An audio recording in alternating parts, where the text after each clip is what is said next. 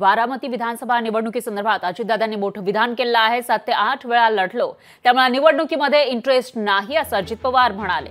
जय पवारांना उमेदवारी देण्याच्या मागणीवर विचार करू असंही ते म्हणाले। तर पार्लमेंटरी बोर्ड ठरवेल कोणाला उमेदवारी द्यायचं असंही अजित पवार यांनी सांगितलंय। बारामतीचा आगामी उमेदवार जय पवार असेल का, यामुळे अशी चर्चा सुरू झाली आहे। तर युगेंद्र पवार विरुद्ध जय पवार अशी लढत होण्याची शक्यता आहे, कारण राष्ट्रवादी एसपी कडून युगेंद्र पवार तयारी करताना दिसून येत आहेत बारामती विधानसभा मतदारसंघासाठी। तर दुसरीकडे आता अजित पवार यांनी आपण या मतदारसंघातून लढणार नाही, त्याच्यामध्ये आपल्याला इंटरेस्ट नाही असं जाहीर करून टाकलेलं आहे। त्यामुळे आता जय पवार जे सुपुत्र आहेत अजित पवारांचे, त्यांना संधी दिली जाणार असं दिसतंय, कारण तसे संकेत स्वतः अजित पवारांनी दिले। त्यामुळे इथं राष्ट्रवादी एसपीचे युगेंद्र पवार विरुद्ध अजित पवारांची राष्ट्रवादीचे जय पवार अशी लढत होण्याची शक्यता आहे।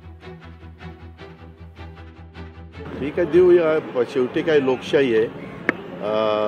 मला तर फार काही त्याच्यामध्ये रस नाही आहे, कारण मी 7-8 निवडणुका केलेल्या आहेत।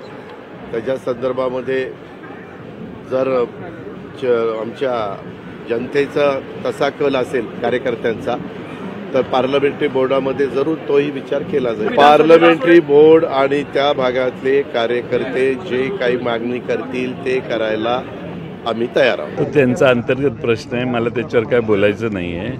पण पार्लमेंटरी बोर्ड म्हणजे कोण? अजितदादा म्हणजेच पार्लमेंटरी बोर्ड, दुसरे कोणी पार्लमेंटरी बोर्डात आहेत असं मला माहीत नाही, पण तो त्यांचा अंतर्गत प्रश्न आहे, मला त्याच्यावर काय बोलायचं नाही। दादांना ओळखलं, हे जे पूर्वीचे दादा होते, जेव्हा लोकसभेचं सीट स्वतःच्याच घरातून त्यांनी ते डिक्लेअर केलं, मलाही वाटत होतं तो कदाचित त्यांचा निर्णय नसावा व्यक्तिगत। आता दादा काल बोलले की चूक झाली, पण याच्यामध्ये जर आपण खूप खोलात गेलो तर भाजपचे काही नेते उलटा प्रचार करतायत की तो निर्णय हा दादांचाच होता, पण आम्हाला असं वाटतं की तो दादांचा नसावा।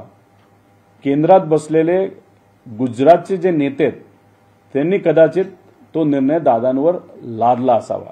अजित दादा एक मोठे नेते आहे महाराष्ट्राचे, उपमुख्यमंत्रीच नव्हे पण आज आमच्या राष्ट्रवादी काँग्रेस पक्षाचे अध्यक्ष पण आहे, आणि त्यांनी काही आपली भावना व्यक्त केली, ती त्यांची आंतरिक भावना असेल, त्याच्यावर मला आणखीन काही भाष्य करणं योग्य वाटत नाही।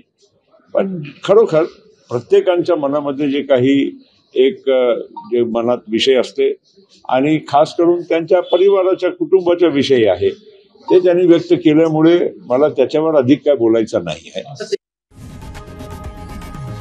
लोकशाही मराठी ऐका, पहा, जागरूक रहा।